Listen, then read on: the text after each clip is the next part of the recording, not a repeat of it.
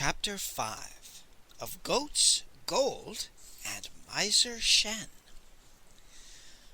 A spring wind is like wine, wrote Chang Chao. A summer wind is like tea. An autumn wind is like smoke, and a winter wind is like ginger or mustard. The breeze that blew through Peking was tea touched with smoke and spiced with the fragrance of plum, poppy, peony, plane trees, lotus, narcissus, orchid, wild rose, and the sweet-smelling leaves of banana and bamboo. The breeze was also pungent with pork fat, perspiration, sour wine, and the bewildering odors of more people than I had dreamed there were in the whole world. The first time I was there, I had been too intent upon reaching the Street of Eyes to pay much attention to the Moon Festival, but now I gaped at the jugglers and acrobats who were filling the air with clubs and bodies, and at girls who were as tiny and delicate as porcelain dolls, and who danced on the tips of their toes upon enormous artificial lotus blossoms. The palanquins and carriages of the nobility moved grandly through the streets, and men and women laughed and wept in open-air theaters, and gamblers screamed and swore around dice games and cricket fights.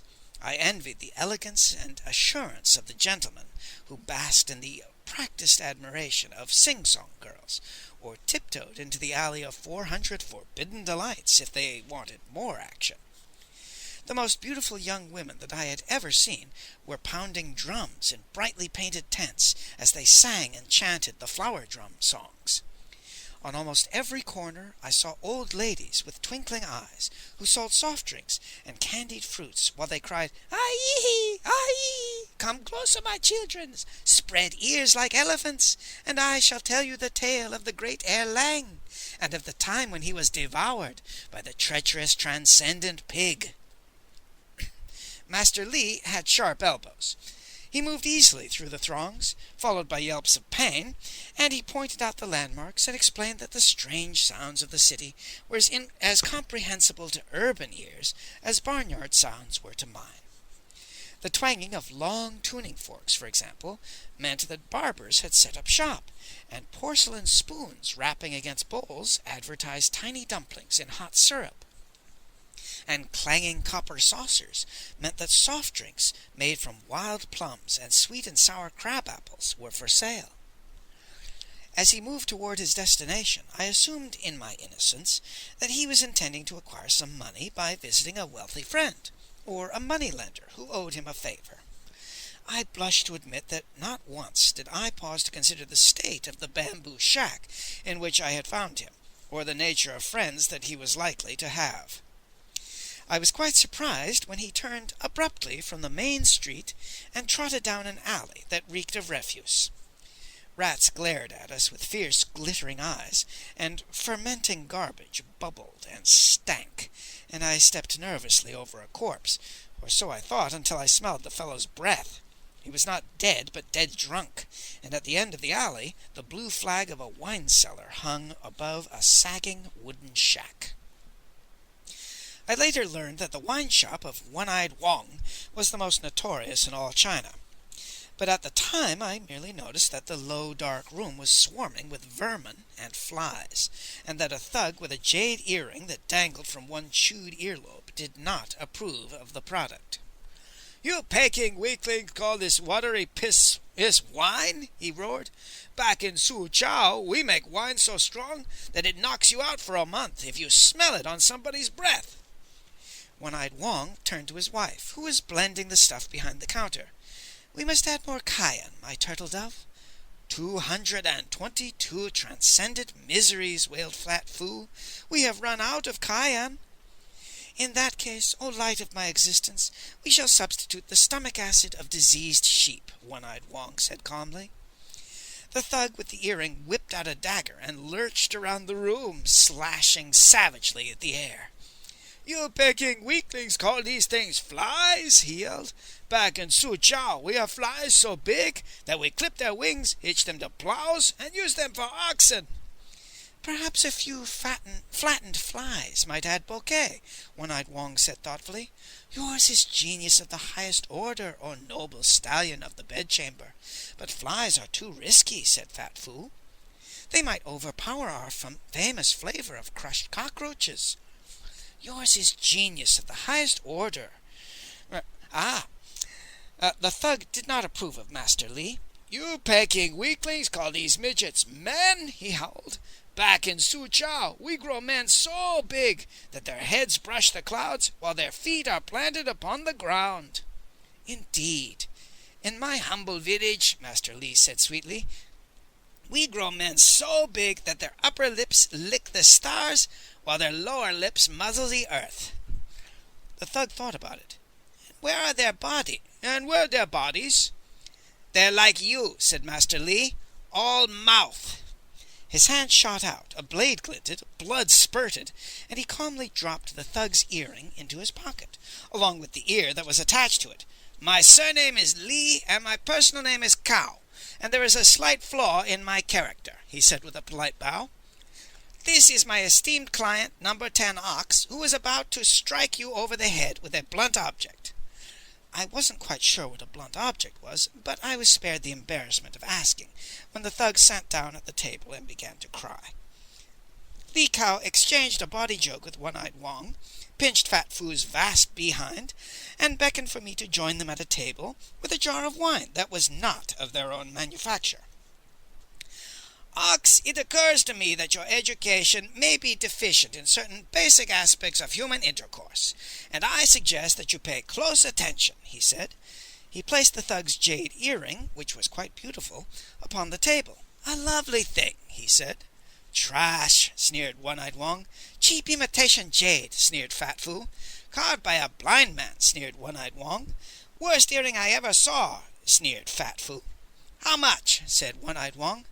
It is yours for a song, said Master Li. In this case, a song means a large purse of fake gold coins, 2 elegant suits of clothes, the temporary use of a palatial palanquin, and suitably attired bearers, a cart of garbage, and a goat. One-Eyed Wong did some mental addition. No goat. But I must have a goat. It isn't that good an earring. It doesn't have to be that good a goat. No goat. But you not only get the earring, you also get the ear that is attached to it, said Mr. Li. The proprietors bent over the table and examined the bloody thing with interest. That is not a very good ear, sneered One-Eyed Wong. It is a terrible ear, sneered Fat Foo. Revolting, sneered One-Eyed Wong. Worst ear I ever saw, sneered Fat Foo. Besides, what good is it? Asked One-Eyed Wong. Look at the vile creature it came from, and imagine the filth that has been hissed into it. Master Li bent over the table and whispered. Let us assume that you have an enemy. Enemy, said One-Eyed Wong. He is a wealthy man with a country estate. Estate, said Fat Foo. A stream flows through the estate. Stream, said One-Eyed Wong. It is midnight. You climb the fence and cleverly elude the dogs. Silent as a shadow, you slip to the top of the stream and peer around slyly.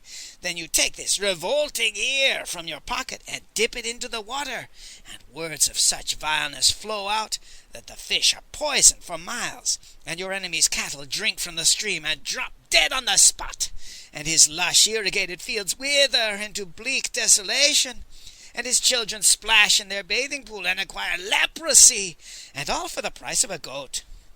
Fat Foo buried her face in her hands. 10,000 blessings upon the mother who brought Li Kao into the world, she sobbed, while One-Eyed Wong stabbed at his eyes with a filthy handkerchief and sniffled, sold. In the country, my life had been attuned to the rhythm of the seasons, and things happened gradually. Now I had entered the whirlwind world of Li Kao, and I believed that I was in a state of shock. At any rate, the next thing that I remember was riding through the streets with Li Kao and Fat Foo in a palatial palanquin, while One-Eyed Wong marched ahead of us and bashed the lower classes out of the way with a gold-tipped staff. One-Eyed Wong was dressed as the major domo of a great house, and Fat Foo was attired as a noble nurse, and Master Li and I dazzled the eyes in tunics of sea-green in silk that was secured by silver girdles with borders of jade. The jeweled pendants that dangled from our fine tasseled hats tinkled in the breeze, and we languidly waved gold-splattered Sichuan fans. A servant brought up the rear, dragging a cart filled with garbage and a mangy goat. The servant was a thug of low appearance, with a bandage around his head, and he kept whimpering, "My ear!" "The house of Miser Shen," said Fat Fu, pointing ahead to a large, unpainted building in front of which cheap incense burned before the statues of the immortal of commercial profits, the celestial discoverer of buried treasures, the lord of lucrative legacies, and every other greedy deity in the heavenly ministry of wealth. Miser Shen owes 8 flourishing businesses, 6 houses in 6 different cities, 1 carriage, 1 sedan chair, 1 horse, 3 cows, 10 pigs, 20 chickens, 8 savage guard dogs, 7 half-starved servants, and 1 young and beautiful concubine named Pretty Ping, said Fat Fu. He acquired all of them by foreclosing mortgages. Ahead of us was an old peasant with a mule that was hauling a stone-wheeled cart that belonged in a museum. "Manure!" he shouted in a quavering, melancholy voice. "Fresh manure!" Inside the house, a rasping voice exclaimed, "Stone wheels! Stone wheels in Peking!" Shutters flew open, and an extraordinarily ugly gentleman stuck his head out. "Great Buddha, they are stone wheels!" he yelled, and he vanished inside the house. A moment later I heard him scream, "Cook! Cook! Don't waste a second!" And then the front door crashed open, and Miser Shen and his cook raced outside and fell in behind the ancient cart. They were carrying armloads of kitchen cutlery, which they began to sharpen against the slowly revolving stone wheels. "At least 2 copper coins saved, master," the cook cried. "What a bonanza!" howled Miser Shen.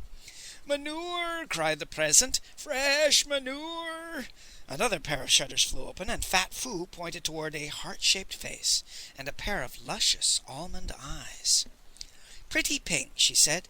"Pretty Ping owns 1 cheap dress, 1 cheap coat, 1 cheap hat, 1 pair of cheap sandals, 1 pair of cheap shoes, 1 cheap comb, 1 cheap ring, and enough humiliation to last 20 lifetimes." "More cutlery!" howled Miser Shen. "Bring the hoes and shovels too!"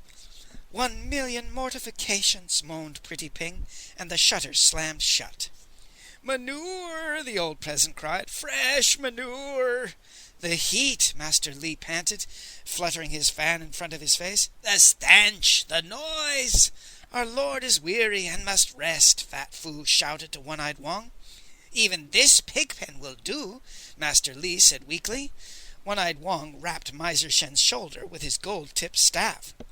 "You there," he bellowed. "1,000 blessings have descended upon you, for Lord Li of Cao has condescended to rest in your miserable hovel." "Eh?" said Miser Shen, and he gaped at the gold coin that One-Eyed Wang slapped into his hand. "Lord Li of Cao shall also require a suite for his beloved ward, Lord Lu of Yu," bellowed One-Eyed Wang, slapping a second gold coin into Miser Shen's hand. "Eh?" said Miser Shen, and a third gold coin smacked into his palm. "Lord Li of Cao shall also require a suite for his goat," bellowed One-Eyed Wang. "Your master must be made of gold," Miser Shen gasped. "No," One-Eyed Wang said absent-mindedly. "His goat is." A few minutes later I found myself in Miser Shen's best room with Li Cao, the goat, and the garbage. The fake gold coins were concealed inside fish heads and mildewed mangoes, and Li Cao fed a shovelful of the stuff to the goat. This was followed by a pint of castor oil, and shortly thereafter he raked through the mess on the floor with a pair of silver tongs and extracted 2 glittering coins. "What?" he cried. "Only 2 gold coins? Miserable beast! Do not arouse the wrath of Lord Li of Cao!" A dull thump from the hallway suggested that Miser Shen had toppled from a peephole in a dead faint. Li Cao gave him time to recover, and then tried again with the garbage and castor oil. Four gold coins!" he yelled furiously. "Insolent animal! Lord Li of Cao requires 400 coins a day to maintain the style to which he is accustomed." The dull thump shook the flimsy wall. After Miser Shen recovered, Master Li tried for a third time, and now his rage knew no bounds. Six gold coins, cretinous creature! Have you never heard of geometric progression? 2 for 8, not 2 for 6. I shall sell you for dog food and return to the glittering glades of golden grain for a better goat." The sound of the thump suggested that Miser Shen would be unconscious for quite some time, and Master Li led me out into the hallway. As we stepped over the prostrate body, he took my arm and said quite seriously, "Number 10 Ox, if we are to survive our visit to the Ancestress, you must learn that a soldier's best shield is a light heart. If you continue with that long face and soggy soul, you will be the death of us, and we will attend to the matter immediately." He trotted briskly up the stairs and opened doors until he found the right one. "Who are you?" cried Pretty Ping. "My surname is Li, and my personal name is Cao, and there is a slight flaw in my character," he said with a polite bow. "This is my esteemed client, number 10 Ox." But what are you doing in my bedchamber?" cried Pretty Ping. "I am paying my respects, and my client is preparing to spend the night," said Master Li. "But where is Miser Shen?" cried Pretty Ping. "Miser Shen is preparing to spend the night with a goat." A goat? It will be a very expensive goat." "What are you doing?" cried Pretty Ping. "I am undressing," I said, because I had been well brought up, and I would never dream of contradicting so venerable a sage as Li Cao. Besides, I had been told to obey him by the abbot, who was praying for my soul. "I shall scream," said Pretty Ping. "I sincerely hope so. If I could only be 90 again," Master Li said nostalgically. "Ox, flex a few muscles for the young lady." Pretty Ping stared at me as Li Cao turned and trotted back down the stairs. I grinned back at a young lady whose family had fallen into the clutch of a usurer, and whose beauty had condemned her to the embraces of an elderly gentleman who was equipped with a pair of glittering little pig eyes, a bald and mottled skull, a sharp curved nose like a parrot's beak, the loose flabby lips of a camel, and 2 drooping elephant ears, from which sprouted thick tufts of coarse grey hair. Her luscious lips parted. "Help," said Pretty Ping. The noises downstairs suggested that Miser Shen was acquiring a goat, some castor oil, and a load of garbage, and Pretty Ping and I took the opportunity to get acquainted. In China, when young people wish to become acquainted, they usually start by playing fluttering butterflies, because there is no better way to get to know somebody than to play fluttering butterflies. "Eat!" said Miser Shen, screaming to the goat. After young people have become acquainted, it is customary to warm things up with the Kingfisher Union, because it is impossible to engage in the Kingfisher Union without becoming close friends. "Gold!" screamed Miser Shen.